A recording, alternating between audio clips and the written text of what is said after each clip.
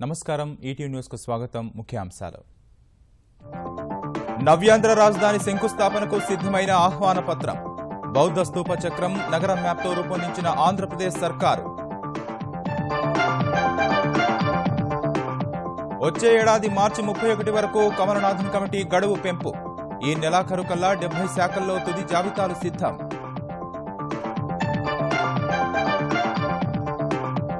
దత్తత గ్రామాలు ప్రగతితో ఆదర్శం కావాలన్న కేసీఆర్ దసరా కానుకగా ఎర్రవల్లి నర్సన్నపేటలో 2 పడక గదుల ఇళ్లకు తెలంగాణ సీఎం శంకుస్థాపన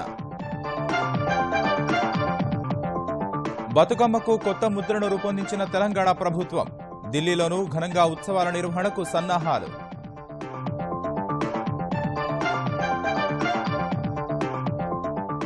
ముక్కు రంధ్రాలు మూసుకుపోయిన చిన్నారికి కేర్లో అరుదైన శస్త్రచికిత్స వారాల శిశువుకు ఊపిరిపోసిన వైద్యులు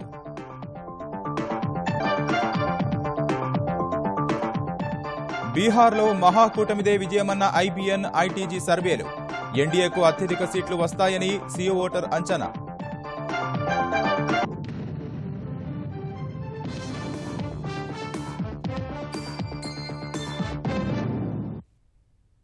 ఆంధ్రప్రదేశ్ రాజధాని అమరావతి శంకుస్థాపన పనులు వడివడిగా సాగుతున్నాయి ఆహ్వాన పత్రిక నమూనా ఖరారైంది వేదిక రూపకల్పనకు సినీ ప్రముఖుల సూచనలు తీసుకుంటున్నారు 13వ తేదీన అన్ని గ్రామాల నుంచి నీరు మట్టి సేకరించనున్నారు పండుగను తలపించేలా అమరావతి శంకుస్థాపన కార్యక్రమం నిర్వహిస్తామని ముఖ్యమంత్రి చంద్రబాబు వెల్లడించారు ఆంధ్రప్రదేశ్ రాజధాని అమరావతి నగర నిర్మాణ శంకుస్థాపన కార్యక్రమానికి ఆహ్వాన పత్రం నమూనా ఖరారైంది ఇందులో అమరావతి బోధస్తూపంలో ఉండే చక్రం ఒకవైపు సింగపూర్ ప్రభుత్వం రూపొందించిన రాజధాని నగర మ్యాప్ మరోవైపు ముద్రిస్తారు ప్రధానమంత్రి నరేంద్ర మోదీని ముఖ్యమంత్రి చంద్రబాబు శంకుస్థాపనకు ఆహ్వానిస్తున్నట్టుగా ఈ పత్రం ఉంటుంది ఆహ్వాన పత్రంలో ముద్రించి చక్రం దిగువన అమరావతి ఘనచరిత్రను సూచించేలా ఇది 2000 సంవత్సరాల క్రితం నాటిదని ప్రస్తావించనున్నారు 10 రకాల నమూనాలను పరిశీలించి ముఖ్యమంత్రి గురువారం రాత్రి ఆహ్వాన పత్రికను ఖరారు చేశారు భారీ సంఖ్యలో ఆహ్వాన పత్రికలు ముద్రించనున్నారు వేదిక రూపురేఖలను నేడు ఖరారు చేస్తారు వేదిక కోసం ఇప్పటికే 70 ఎకరాలను చదును చేయగా ఈ రాత్రికి 200 ఎకరాలు చదును చేసే కార్యక్రమం పూర్తవుతుంది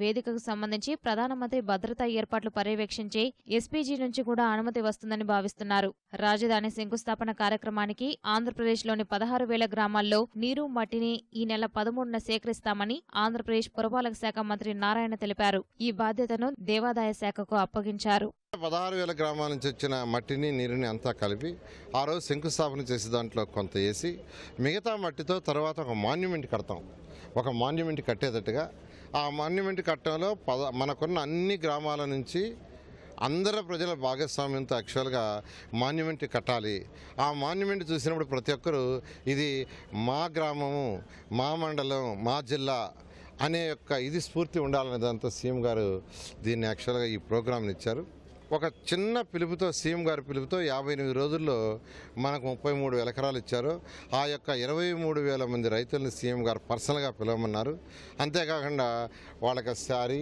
తర్వాత దోవతి పెట్టి పిలవమన్నారు దానికి నేను యాక్చువల్గా ఆఫ్కాన్ పిలిచి యాక్చువల్గా డిస్కస్ చేశాము శంకుస్థాపన వేదికను అద్భుతంగా రూపొందించేందుకు సినీ ప్రముఖులైన కళా దర్శకులు తోటతరణి దర్శకులు రాజమౌళి బోయపాటి శ్రీను సలహాలను తీసుకుంటున్నారు కార్యక్రమానికి సంబంధించిన కొన్ని ముఖ్య బాధ్యతలను సినీ నిర్మాత అశ్విని దత్కు అప్పగించారు శంకుస్థాపన కార్యక్రమం నిమిత్తం ప్రత్యేకంగా 3 గీతాలు రూపొందించాలని నిర్ణయించారు అమరావతి ప్రాంత వైభవాన్ని తెలియజేసేలా ఒక గీతం భూములు అందించిన రైతులకు కృతజ్ఞతలు చెప్పేలా మరో గీతం ఉంటుంది ఈ పాటలకు కీరవాణి వందే మాతరం శ్రీనివాస్ స్వరాలు అందించే అవకాశం ఉంది ప్రముఖ కూచిపూడి నర్తకి దీపికారెడ్డితో 15 నిమిషాల పాటు నృత్య విభావరిని ఏర్పాటు చేస్తున్నారు విజయవాడలోని ఇంద్రకీలాద్రి కనకదుర్గ ఆలయంలో ఈసారి దసరా ఉత్సవాలు చరిత్రలో నిలిచిపోయేలా నిర్వహించాలని ఆంధ్రప్రదేశ్ ముఖ్యమంత్రి చంద్రబాబు అధికారులను ఆదేశించారు గోదావరి పుష్కరాలకు ధీటుగా ఈ ఉత్సవాలను చేపట్టాలని సూచించారు దేవాదాయ శాఖతో పాటు దసరా ఉత్సవాలపై విజయవాడలోని తన కార్యాలయంలో మంత్రులు అధికారులతో సీఎం సమీక్ష నిర్వహించారు మొదటిసారి దసరా పండుగను రాష్ట్ర ఉత్సవంగా జరుపుకుంటుండడం, కొత్త రాజధాని అమరావతి నగర శంకుస్థాపనలు దృష్టిలో పెట్టుకుని 13వ తేదీ నుంచి ఆంధ్రప్రదేశ్ అంతటా పండుగ శోభ కనిపించాలని ముఖ్యమంత్రి సూచించారు. భక్తులకు ఇబ్బందులు తలెత్తకుండా సౌకర్యాలు కల్పించాలన్నారు. రోజుకు 2 లక్షల మంది భక్తులు అమ్మవారి దర్శనం కోసం రావచ్చని అంచనా వేస్తున్నట్లు అధికారులు సీఎంకు తెలిపారు. అమరావతి, గుంటూరు, విజయవాడ, విశాఖపట్నం, తిరుపతి నగరాలు విద్యుద్దీప కాంతులతో వెలిగిపోవాలని చంద్రబాబు సూచించారు. దత్తత తీసుకున్న ఎర్రవల్లి, నర్సన్నపేట గ్రామాల్లో దసరా కానుకగా 2 పడక గదుల ఇళ్ల నిర్మాణానికి స్వయంగా వచ్చి శంకుస్థాపన చేస్తానని తెలంగాణ ముఖ్యమంత్రి కేసీఆర్ గ్రామస్తులకు హామీ ఇచ్చారు. మెదక్ జిల్లా జగదేవ్పూర్ మండలం నర్సన్నపేటలో గ్రామసభ నిర్వహించిన కేసీఆర్ ఎర్రవల్లి, నర్సన్నపేట గ్రామాలు ఇతర గ్రామాలకు ఆదర్శం కావాలన్నారు. 6 రోజుల్లో ఓపెన్ చేస్తున్న టెండర్ ఓపెన్ చేస్తే 20,000తో పాటు ఇంకో కొబ్బరికాయ కొట్టి వర్క్ స్టార్ట్ చేసుకోవాలి. మీతో నేను కోరేది ఏదైనా దయచేసి ఒకటి మనసులో పెట్టుకున్నానంటే చిత్తు అంటే పట్టు పట్టమంటే దాని కథనం మన కథనం చేయాలి. ఆ మొండితనం ఉంటేనే, ఆ పట్టుదల ఉంటేనే మనం గెలుపు సాధించాలి. మరి మనం కూడా దసరా కన్నా ముందా అయ్యగారిని పంతులు గారిని అడిగి మంచి ముహూర్తం చూసుకొని నేనే వచ్చి ఇళ్ళ కొబ్బరికాయ కూడా కొడతాం. దాని బ్రహ్మాండంగా మేడారం సమ్మక్క సారళమ్మ జాతర కోసం అన్ని రకాల ఏర్పాట్లు చేయాలని తెలంగాణ ముఖ్యమంత్రి కేసీఆర్ అధికారులను ఆదేశించారు. సీఎం ఆదేశాల మేరకు వివిధ శాఖలు సమర్పించిన నివేదికల ఆధారంగా మేడారం ఏర్పాట్ల నిమిత్తం 101 కోట్ల రూపాయలను ప్రభుత్వం విడుదల చేసింది. జాతరకు నిధుల కొరత లేదన్న సీఎం లక్షలాదిగా వచ్చే భక్తులకు ఎలాంటి లోటుపాట్లు లేకుండా చూడాలని తెలిపారు. మేడారం వెళ్లే రహదారులన్నీ ముందుగానే సిద్ధం చేయాలని, స్నానఘట్టాల నిర్మాణం, మంచినీటి వసతి, పారిశుద్ధ్యం, ట్రాఫిక్, రవాణా, విద్యుత్ సరఫరా వంటి విషయాలపై ఎక్కువగా దృష్టి సారించాలని అధికారులకు సూచించారు. తెలంగాణ సంస్కృతి సంప్రదాయాలకు అద్దం పట్టే బతుకమ్మ పండుగకు రాష్ట్ర ప్రభుత్వం ప్రత్యేకంగా లోగో రూపొందించింది. ముఖ్యమంత్రి కేసీఆర్ ఆదేశాల మేరకు బతుకమ్మకు అంతర్జాతీయ ఖ్యాతి లక్ష్యంగా తెలంగాణ సాంస్కృతిక శాఖ దీన్ని తయారు చేసింది. మహిళా సాధికారత, ఐక్యత, పూల విశిష్టత, ప్రకృతి వనరులు, గ్రామీణ జీవనం ప్రతిబింబించేలా ఈ లోగోను రూపొందించారు. ఈ నెల 12న జరగనున్న బతుకమ్మ పండుగలో లోగోను ఉపయోగిస్తారు. దేశ రాజధాని హస్తనలోనూ బతుకమ్మ వేడుకలను ఘనంగా నిర్వహించాలని తెలంగాణ ప్రభుత్వం నిర్ణయించింది. ఢిల్లీలో జరిగే కార్యక్రమానికి పలువురు కేంద్ర మంత్రులు, వివిధ దేశాల రాయబారులను ఆహ్వానించనున్నారు. నిర్మాణంలో ఉన్న భారీ మధ్య తరహా నీటి ప్రాజెక్టుల సత్వర పూర్తి కోసం మార్గదర్శకాలు జారీ చేసిన తెలంగాణ ప్రభుత్వం పెరిగిన ధరలకు అనుగుణంగా గుత్తేదారులకు చెల్లింపులు చేసేందుకు అంగీకరించింది. ఈ మేరకు మార్గదర్శకాలు, విధి విధానాలు ఖరారు చేస్తూ తెలంగాణ నీటిపారుదల శాఖ ఉత్తర్వులు జారీ చేసింది. ఈపీసీ విధానంలో చేపట్టిన 25 ప్రాజెక్టుల్లోని ప్యాకేజీలకు ఇది వర్తించనుంది. 2013 ఏప్రిల్ 1వ తేదీ నుంచి మిగిలిపోయిన పనులను మాత్రమే ఇది వర్తిస్తుందని, గుత్తేదారు తప్పులు లేని పనులకు మాత్రమే పెరుగుదలకు అవకాశం ఉంటుందని ప్రభుత్వం స్పష్టం చేసింది. పెరిగిన సిమెంట్, ఉక్కు, పీఓల్, కూలీ ధరలకు అనుగుణంగా నిబంధనలను అనుసరించి చెల్లింపులు చేస్తారు. తెలుగు రాష్ట్రాల మధ్య ఉద్యోగుల విభజనకు ఏర్పాటైన కమల్నాథన్ కమిటీ గడువును కేంద్రం మరోసారి పొడిగించింది. సిబ్బంది పంపిణీ ప్రక్రియ పూర్తి కానందున ఈ నిర్ణయం తీసుకున్న కేంద్రం వచ్చే ఏడాది మార్చిలోగా ఉద్యోగుల కేటాయింపులు పూర్తయ్యేలా చర్యలు తీసుకోవాలని కమిటీకి సూచించింది. ఉమ్మడి రాష్ట్రంలోని ఉద్యోగులను ఆంధ్రప్రదేశ్, తెలంగాణ రాష్ట్రాలకు పంపిణీ చేసేందుకు విశ్రాంత ఐఏఎస్ అధికారి సిఆర్ కమల్నాథన్ నేతృత్వంలో ఏర్పాటైన సలహా సంఘం గడువును కేంద్రం మరోసారి పెంచింది. విభజన ప్రక్రియ పూర్తి కానందున 2016 మార్చి 31 వరకు కమిటీ కాల వ్యవధిని పొడిగించింది. రాష్ట్ర విభజనకు ముందే 2014 మార్చి 29న కేంద్రం కమల్నాథన్ కమిటీని ఏర్పాటు చేసింది. ఏడాదిలోగా ప్రక్రియ పూర్తి చేయాలని సూచించింది. ఉద్యోగుల కేటాయింపుల కొలిక్కి రానందున 2015 మార్చిలో తొలిసారి కమిటీ గడువు కేంద్రం పొడిగించింది. ఆ గడువు అక్టోబర్ 15తో ముగుస్తున్నందున మరోసారి పొడిగింపు అనివార్యమైంది. 2 రాష్ట్రాల సీఎస్లు, కేంద్ర ప్రభుత్వ అధికారి సహా మొత్తం 5 సభ్యులు కమల్నాథన్ కమిటీలో ఉన్నారు. మొత్తం 153 శాఖలకు గాను 150 శాఖల్లో పోస్టుల విభజన పూర్తయింది. వీటిలోనే 126 శాఖల ఉద్యోగుల నుంచి కమిటీలు ఐచ్ఛికాలు స్వీకరించింది. 114 శాఖల్లోని సిబ్బందిని తాత్కాలికంగా పంపిణీ చేసే ప్రక్రియ కొలిక్కి వచ్చింది. 32 శాఖల ఉద్యోగుల వివరాలు తుది విభజన జాబితాల కోసం ఢిల్లీకి పంపింది. అక్కడి నుంచి జాబితాలు వెలువడితే ఆ శాఖల్లో విభజన పూర్తవుతుంది. ఉద్యోగుల విభజనకు సంబంధించి 153 శాఖలున్నా వాటిలో 28 శాఖలు పోలీస్ విభాగానివేనని సలహా సంఘం చైర్మన్ కమల్నాథన్ తెలిపారు. వివిధ విభాగాలను ఒకే శాఖగా పరిగణిస్తే మొత్తం 95 శాఖలే లెక్కకొస్తాయని అభిప్రాయపడ్డారు. అక్టోబర్ చివరి నాటికి 70 శాఖల్లోని ఉద్యోగుల తుది విభజన పూర్తవుతుందని ఆయన విశ్వాసం వ్యక్తం చేశారు. సీనియారిటీలపై తలెత్తిన వివాదాల కారణంగా ప్రస్తుతం కొన్ని శాఖల్లో విభజన నిలిచిపోయిందని వివరించారు. విభాగాధిపతుల నుంచి సరైన వివరాలు రాక 10 శాఖల్లో సిబ్బంది పంపిణీ ఆలస్యమవుతుందని కమల్నాథన్ వెల్లడించారు. కేటాయింపులకు సంబంధించి ఉద్యోగుల అభ్యంతరాల పరిష్కారం కోసం ఈ నెలలో 3 సార్లు సమావేశం కానున్నట్లుగా కమల్నాథన్ తెలిపారు. పురపాలక పాఠశాలల్లోని పేద విద్యార్థులకు ఉన్నత చదువులు చదివే అవకాశం కల్పించడం కోసమే ఐఐటి ఫౌండేషన్ కోర్సును ప్రవేశపెట్టినట్లు ఆంధ్రప్రదేశ్ పురపాలక శాఖ మంత్రి పి నారాయణ తెలిపారు. తొలుత ఈ కోర్సుకు గుంటూరు నగరపాలక సంస్థ పరిధిలో 10 పురపాలక పాఠశాలలను ఎంపిక చేసినట్లు తెలిపారు. ఇందులో భాగంగా గుంటూరు పట్టాభిపురంలోని పాఠశాలలో ఉపాధ్యాయులకు జరుగుతున్న పునశ్చరణ తరగతుల శిబిరాన్ని పరిశీలించిన మంత్రి వారితో చర్చించారు. ఫౌండేషన్ ఇవ్వాలంటే కొంత ఓరియంటేషన్ ట్రైనింగ్ ఇవ్వాలి. గత 4 రోజుల నుంచి ఈ మున్సిపల్ స్కూల్స్లో ఉండే బయాలజీ, ఫిజిక్స్, కెమిస్ట్రీ, మ్యాథ్స్ టీచర్లు ఈ స్కూల్లో టీచ్ చేయటం కూడా కంపల్సరీ కాదు, అది కూడా ఆప్షన్ ఇచ్చాం. వాళ్ళు కూడా సీఎం గారు చెప్పారు, వాళ్ళు కూడా కంఫర్టబుల్గా ఉండి ఇష్టపడి కష్టపడి చదువు చెప్పేటట్టుగా చేయమన్నారు. ఆ ఉద్దేశంతో గంటకు ఒక 250 రూపాయలు అక్కడ ఫిక్స్ చేశాం. మాతా శిశు సంక్షేమానికి ఎంతో ప్రయోజనకారి అయిన ఇంద్రధనస్సు టీకాల కార్యక్రమాన్ని అంతా వినియోగించుకోవాలని ఆంధ్రప్రదేశ్ వైద్య ఆరోగ్య శాఖ మంత్రి కామినేని శ్రీనివాస్ పిలుపునిచ్చారు.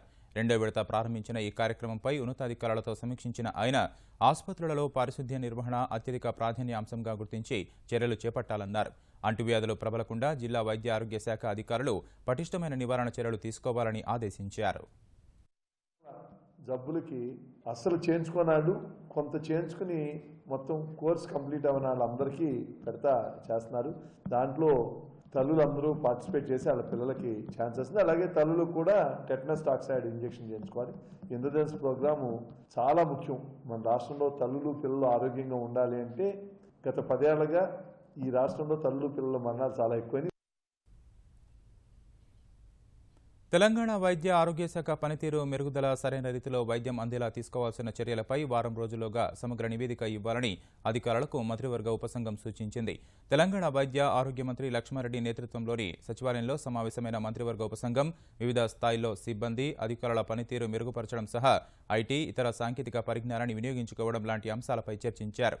బోధనా ఆసుపత్రులను ఎన్ఏబీహెచ్ స్థాయికి తగ్గట్లు తీర్చిదిద్దడం, జిల్లా ఆసుపత్రులను నిమ్స్ స్థాయికి తెచ్చేలా తీసుకోవాల్సిన చర్యలపై చర్చించారు.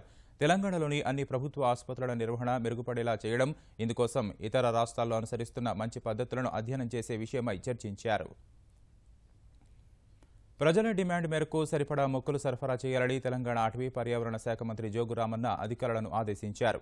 గురువారం సచివాలయంలో హరితహారం కార్యక్రమంపై సమీక్ష నిర్వహించిన ఆయన తెలంగాణలో 33% పచ్చదనాన్ని సాధించడమే లక్ష్యమని ఉద్బోధించారు. ఈసారి వర్షాభావ పరిస్థితులు కొంత ఇబ్బంది కలిగించాయన్న మంత్రి మొక్కలు నాటడం నిరంతర ప్రక్రియగా కొనసాగించాలని సూచించారు. ఇప్పటికే 14 కోట్ల మొక్కలను నాటామని వివరించారు. వచ్చే ఏడాది హరితహారం కార్యక్రమానికి ఈ నెలాఖరులోగానే ప్రణాళిక సిద్ధం చేయాలని ఆదేశించారు. గ్రామ స్థాయిలోని హరిత రక్షణ కమిటీలను సమావేశపరచాలని తెలిపారు. తెలంగాణ వ్యాప్తంగా హరితహారం కార్యక్రమం కోసం ఇప్పటివరకు గ్రామీణాభివృద్ధి శాఖ 320 కోట్ల రూపాయలు, అటవీ శాఖ 130 కోట్ల రూపాయలు ఖర్చు పెట్టినట్లు అధికారులు మంత్రికి వివరించారు. అనాథలు, నిరాదరణకు గురైన చిన్నారులకు బలహీన వర్గాల జాబితాలో తెలంగాణ ప్రభుత్వం చోటు కల్పించింది. అనాథల సంక్షేమంపై తెలంగాణ ఉప ముఖ్యమంత్రి కడియం శ్రీహరి నేతృత్వంలో మంత్రివర్గ ఉపసంఘం సిఫారసులను అనుసరించి ప్రభుత్వం ఈ నిర్ణయం తీసుకుంది. ఈ మేరకు సవరించిన బీసీ జాబితాను బలహీన వర్గాల సంక్షేమ శాఖ విడుదల చేసింది. బీసీఏ జాబితాలోని 55వ క్రమ సంఖ్యలో అనాథలను, నిరాదరణకు గురైన చిన్నారులను చేర్చారు. వడ్డే, వడ్డిళ్లు, వడ్డీ, వడ్డేళ్ల పేర్ల సరసన వడ్డెన, వడ్డబోని, వడియరాజ్, వడ్డెర పదాలను కూడా చేర్చారు. కృష్ణా పుష్కరాల నిర్వహణకు తెలంగాణ ప్రభుత్వం సన్నద్దమైంది. పుష్కర ఏర్పాట్లపై దేవాదాయ శాఖ మంత్రి ఇంద్రకరణ్ రెడ్డి ఉన్నతస్థాయి సమీక్ష నిర్వహించారు. మంత్రులు జూపల్లి కృష్ణారావు, జగదీష్ రెడ్డితో పాటు మహబూబ్ నగర్, నల్గొండ జిల్లా ప్రజా ప్రతినిధులు, సంబంధిత అధికారులు సమీక్షలో పాల్గొన్నారు. తెలంగాణలో తొలిసారిగా నిర్వహించనున్న కృష్ణా పుష్కరాలకు పాలమూరు, నల్గొండలో అవసరమైన ఏర్పాట్లు చేయాలని అధికారులను మంత్రులు ఆదేశించారు. స్నానఘట్టాల ఎంపిక, నిర్మాణం, రహదారులు, ఆలయాల మరమ్మతు పనులపై దృష్టి సారించాలని సూచించారు. నవంబర్ నాటికి టెండర్లు ఖరారు చేసి వచ్చే ఏడాది మే నాటికి అన్ని పనులు పూర్తయ్యేలా ప్రణాళికలు రూపొందించాలన్న మంత్రులు పెద్ద ఎత్తున తరలివచ్చే భక్తులకు ఎలాంటి ఇబ్బందులు లేకుండా ఏర్పాటు చేయాలని తెలిపారు. పుణ్యక్షేత్రాల వద్ద ఆధ్యాత్మిక శోభ సంతరించుకునేలా ఆలయాలను తీర్చిదిద్దాలని తెలిపారు.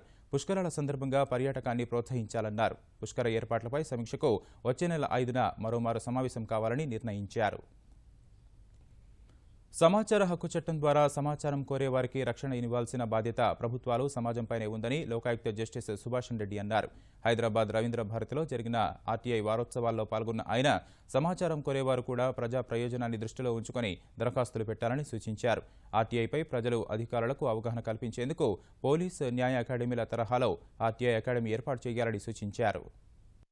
అన్ని ఫండమెంటల్ రైట్స్ కంటే, అన్ని హ్యూమన్ రైట్స్ కంటే, అన్ని నేచురల్ రైట్స్ కంటే ఇది చాలా గొప్ప రైట్. ఇది right to information. Because right to information లేకపోతే డెమోక్రసీ ఎట్లా నడుస్తుంది?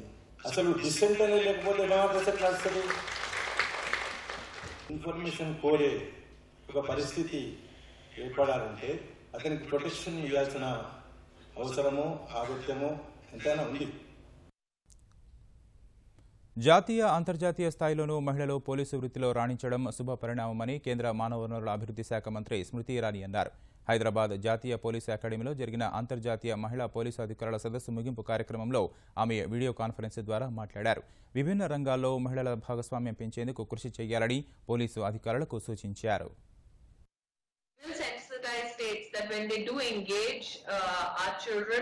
Through these community engagements, we do put forth many women officers so that children can get inspired by their physical presence also in the institution, apart from having curricular intervention. Whatever technology is there, we will be using it especially for protection of women in society. Whatever is the technology, we will try to get to adopt, and many of the other countries also have learned from us. వచ్చే విద్యా సంవత్సరం నుంచి బదిరుల degree కళాశాల ఏర్పాటు చేసేందుకు చర్యలు తీసుకుంటున్నట్లు తిరుమల తిరుపతి దేవస్థానం chairman Chedalavada Krishnamurthy తెలిపారు. అలిపిరికి సమీపంలోని శ్రీ వెంకటేశ్వర శ్రవణోన్నత ఆశ్రమ పాఠశాల, జూనియర్ కళాశాలను సందర్శించిన ఆయన విద్యార్థులకు వినికిడి పరికరాలను సరిచేయాలని అధికారులను ఆదేశించారు. తర్వాత తిరుపతి రూయ ఆసుపత్రిలోని ఉచిత అన్నప్రసాద కేంద్రాన్ని పరిశీలించిన చెదలవాడ దేవస్థానం సౌజన్యంతో రోగులకు అందుతున్న సేవలను పరిశీలించారు.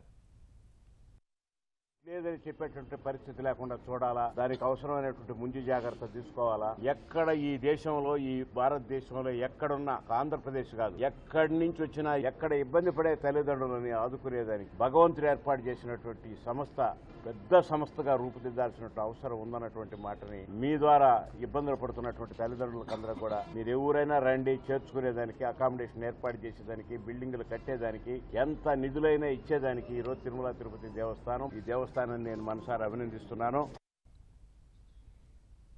ముక్కు ద్వారాలు లేకుండా పుట్టిన ఓ చిన్నారికి శస్త్రచికిత్స ద్వారా హైదరాబాద్ కేర్ ఆసుపత్రి వైద్యులు ప్రాణం పోశారు.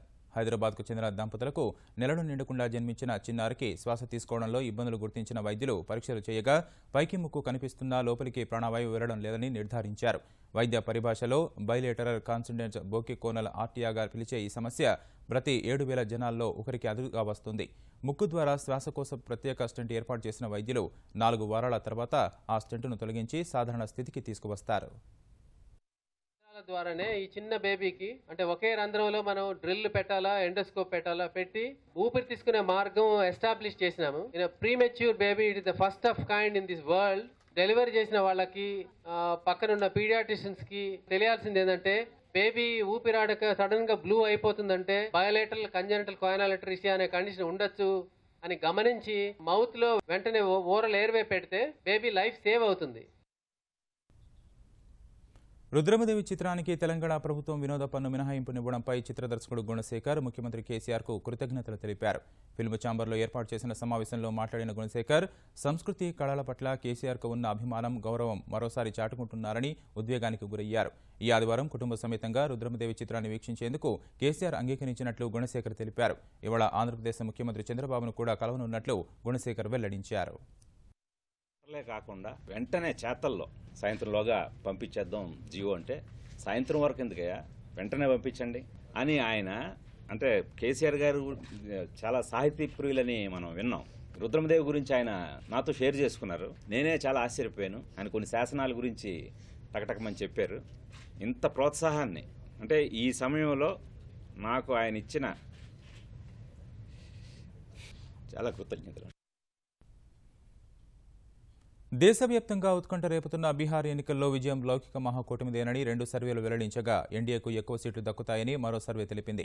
ఐబీఎన్ యాక్సిస్ సర్వే ప్రకారం 243 స్థానాలున్న బీహార్ అసెంబ్లీలో లౌకిక మహాకూటమికి 46% ఓట్లు, 137 సీట్లు లభిస్తాయని వెల్లడైంది. ఎన్డీఏకు 38% ఓట్లు, 95 సీట్లు దక్కనున్నాయి. ఈ సర్వే ప్రకారం 82 స్థానాలతో భాజపా అతిపెద్ద పార్టీగా అవతరిస్తుంది. ఎన్డీఏలో ఇతర పార్టీలకు 13 సీట్లు మాత్రమే లభిస్తాయి. ఐటీజీ సెసెరో జరిపిన సర్వే ప్రకారం లౌకిక కూటమి 122 స్థానాల్లో, ఎన్డీఏ 111 స్థానాల్లో గెలుపొందుతాయి. మరోవైపు సి ఓటర్ సర్వే ప్రకారం ఎన్డీఏ 119 స్థానాల్లో, లౌకిక కూటమి 116 స్థానాల్లో విజయం సాధిస్తాయి. ఎన్డీఏకు ఎక్కువ సీట్లు దక్కినప్పటికీ కనీస మెజారిటీకి అవసరమైనన్ని రావని ఈ సర్వే వెల్లడించింది.